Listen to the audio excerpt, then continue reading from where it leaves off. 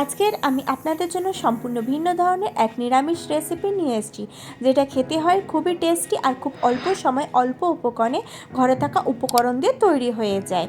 এই তরকারিটি যদি ভাতের পাতে থাকে তাহলে এক থালা ভাত নিমেষেই শেষ হয়ে যাবে, অন্য কোনো কিছুর দরকারই পড়বে না। আর ছোটো থেকে বড় সকলে খুবই মজা করে খাবে। বাই দা ওয়ে, আমি মৌ, আপনাদের সকলকে আমার চ্যানেলে স্বাগত।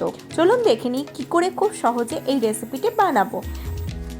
এটি তৈরি করার জন্য আমি আলু আর বেগুনটাকে একদম সরু সরু করে কেটে নিয়েছি।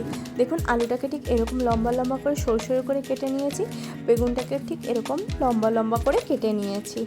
বেগুন ও আলুটাকে খুব ভালোভাবে ধুয়ে পরিষ্কার করে নিয়েছি। এবার এদিকে আমি গ্যাসে কড়া বসিয়ে নিয়েছি, তাতে আমি সর্ষের তেল দিয়ে দিচ্ছি। তেল গরম হয়ে গেলে আমি এখানে কয়েকটা বড়ি দিয়ে দিচ্ছি। বড়ি দিয়ে বড়িটাকে খুব সুন্দরভাবে নেড়েচেড়ে ভেজে নিচ্ছি।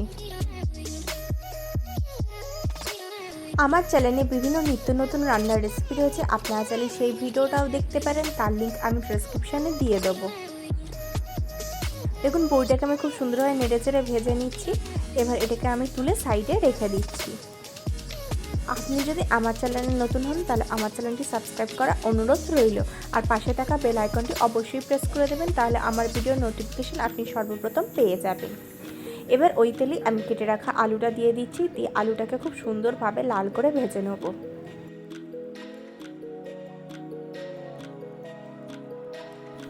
দেখুন, আমি নেড়েচেড়ে খুব সুন্দর করে লাল করে ভেজে নিচ্ছি। এবার এতে দিয়ে দিচ্ছি কিছুটা পরিমাণে হলুদ গুঁড়ো দিয়ে আলুটাকে খুব সুন্দরভাবে নেড়েচেড়ে নিচ্ছি। আলুটা যাতে খুব সুন্দরভাবে ভাজা হয় সেজন্য ঢাকনা চাপা দিয়ে দিচ্ছি। 3-4 মিনিট পরে আমি ঢাকনা সরিয়ে নিচ্ছি, নিয়ে এটাকে আবারও নেড়েচেড়ে খুব সুন্দর করে লাল করে ভেজে নিচ্ছি। দেখুন, আলুটা কত সুন্দরভাবে ভাজা হয়ে যাচ্ছে। এইভাবে আমি উল্টে পাল্টে সব দিকটা খুব সুন্দর করে লাল করে ভেজে নেব। এটাকে আমি আবারও 2-3 মিনিটের জন্য ঢাকনা চাপা দিয়ে দেবো। 2-3 মিনিট হয়ে গেছে, আমি ঢাকনা সরিয়ে নিচ্ছি। দেখুন, আলুটা খুব সুন্দরভাবে ভাজা হয়ে গেছে। এবার এটাকে আমি তুলে একটা পাত্রে সাইডে রেখে দেবো।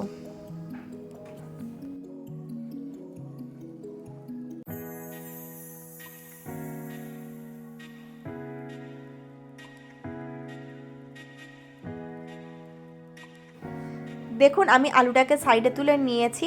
এবার ওই তেলেই আমি দিয়ে দেবো কেটে রাখা বেগুন দিয়ে বেগুনটাকেও আমি নেড়ে চেড়ে খুব সুন্দর করে লাল করে ভেজে নেব।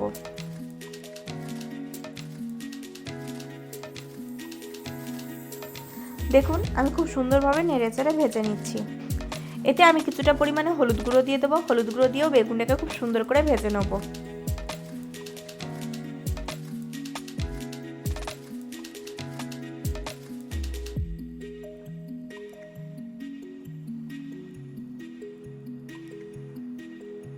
বেগুনটা খুব সুন্দর করে ভাজা হয়ে গেছে। এবার এটাকে আমি তুলে সাইডে রেখে দিচ্ছি। দেখুন, বেগুনটাকে আমি তুলে নিয়েছি। চলুন ততক্ষণে একটা মশলার পেস্ট তৈরি করে নিই। তার জন্য আমি একটা বাটি নিয়েছি, তাতে আমি নিয়ে নিয়েছি 1 চামচ হলুদ গুঁড়ো, 1 চামচ লঙ্কা গুঁড়ো, 1 চামচ জিরে গুঁড়ো, দিয়ে দেবো 1 চামচ কাশ্মীরি লঙ্কার গুঁড়ো, আর দিয়ে দেবো 1 চামচ ধনে গুঁড়ো। সাথে দিয়ে দেবো জল ঝরানো ফেটানো 1 চামচ টক দই। এবার সামান্য পরিমাণে জল দিয়ে এই সমস্ত মশলা একটা সুন্দর পেস্ট তৈরি করে নেব। দেখুন, আমি খুব সুন্দরভাবে একটা পেস্ট তৈরি করে নিচ্ছি।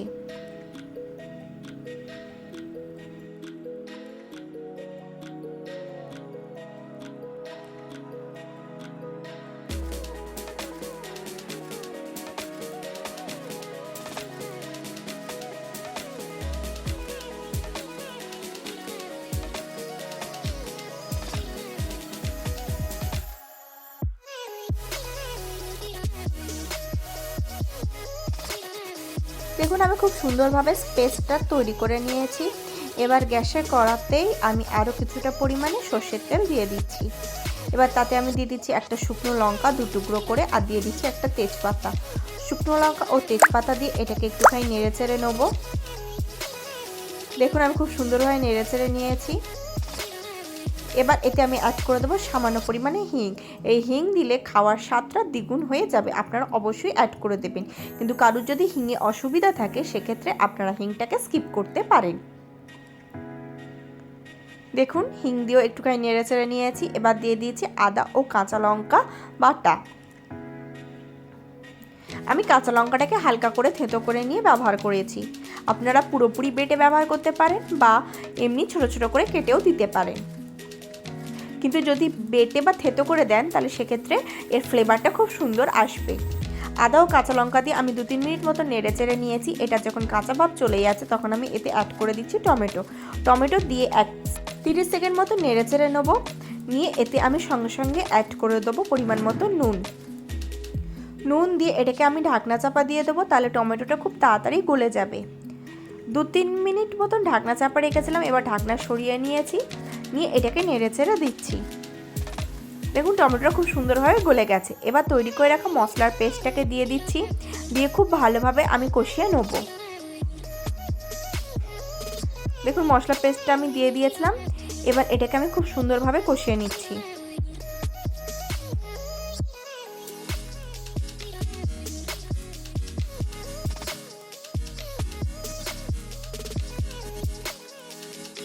মশলাটাকে আমি ততক্ষণ পর্যন্ত কষাবো যতক্ষণ এর থেকে খুব সুন্দরভাবে তেল ছাড়তে শুরু করে। দেখুন মশলা থেকে খুব সুন্দরভাবে তেল ছাড়ছে। এবার এই সময় আমি এতে অ্যাড করে দেবো সামান্য পরিমাণে জল। আমি মশলার বাটি ধোয়া জল এতে অ্যাড করে দিচ্ছি। জল দিয়ে মশলাটাকে আমি খুব সুন্দরভাবে জলে কষিয়ে নিচ্ছি। দেখুন খুব সুন্দরভাবে কষানো হয়ে গিয়েছে। প্রসঙ্গত বলে রাখি এই সময় গ্যাসের ফ্লেমটাকে আমি হাই করে দেবো, দিয়ে এটাকে খুব সুন্দরভাবে ফুটিয়ে নেব। দেখুন আমি এতে সামান্য পরিমাণে একটু চিনি অ্যাড করে দিচ্ছি, দিয়ে এবার এটাকে আমি ফুটিয়ে নেব।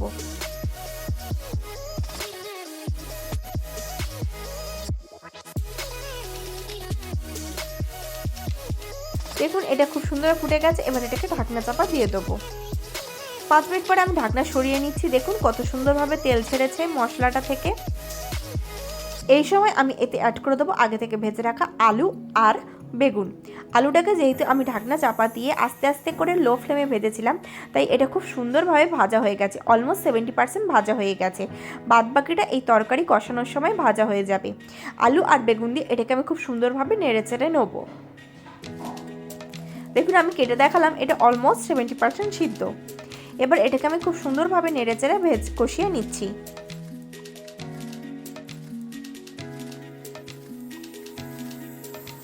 যেটুকু সিদ্ধ বাকি আছে সেটুকু সিদ্ধ হওয়ার জন্য আমি এতে পরিমাণ মতন জল দিয়ে দেবো। আপনারা যেরকম গ্রেভি খাবেন সেই অনুপাতেই জলটা দেবেন। দেখুন আমি এতে সামান্য পরিমাণে জল দিয়ে দিচ্ছি।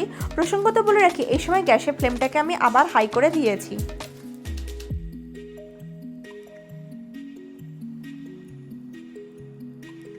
জল দিয়ে আমি গ্যাসের ফ্লেমটাকে হাই করে দিয়েছি। এবার গ্রেভিটা ফুটে যাওয়া পর্যন্ত অপেক্ষা করব। গ্রেভিটা ফুটে গেছে। এবার এই সময় আগে থেকে ভেজে রাখা বড়ি দিয়ে দেবো। বাড়িতে কী করে ইজিলি বড়ি তৈরি করবেন তার রেসিপিও আমার চ্যানেলে রয়েছে, আপনারা চাইলে সেই ভিডিওটাও দেখতে পারেন। তার লিঙ্ক আমি ডেসক্রিপশানে দিয়ে দেবো। খুব সহজে ইজিলি বাড়িতে বড়ি তৈরি হয়ে যায়। আপনারা ওই ভিডিওটি দেখে অনায়াসে বাড়িতে বড়ি তৈরি করে নিতে পারবেন। দেখুন বড়িটা দিয়ে আমি এবার ঢাকনা চাপা দেবো এবং গ্যাসের ফ্লেমটাকে লো করে দেবো। এইভাবে আমি 5 থেকে 7 মিনিট মতন সিদ্ধ হতে দেবো। 5-7 মিনিট হয়ে গেছে, আমি ঢাকনা সরিয়ে নিচ্ছি। নিয়ে এটাকে খুব ভালোভাবে নেড়ে চেড়ে আমি কষিয়ে নেব। এই সময় আমি এতে অ্যাড করে দেবো কিছুটা পরিমাণে কোচানো ধনেপাতা। এই ধনেপাতাটা এই তরকারিতে একটা অপূর্ব ফ্লেভার অ্যাড করবে, আপনারা অবশ্যই ধনেপাতাটা দেবেন।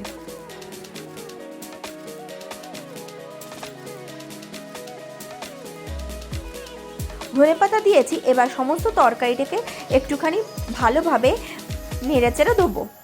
একটু আলুটা আর বেগুনটাকে একটুখানি চেপে চেপে ভেঙে মতন দেব, যাতে তরকারিটা খুব সুন্দর হয়।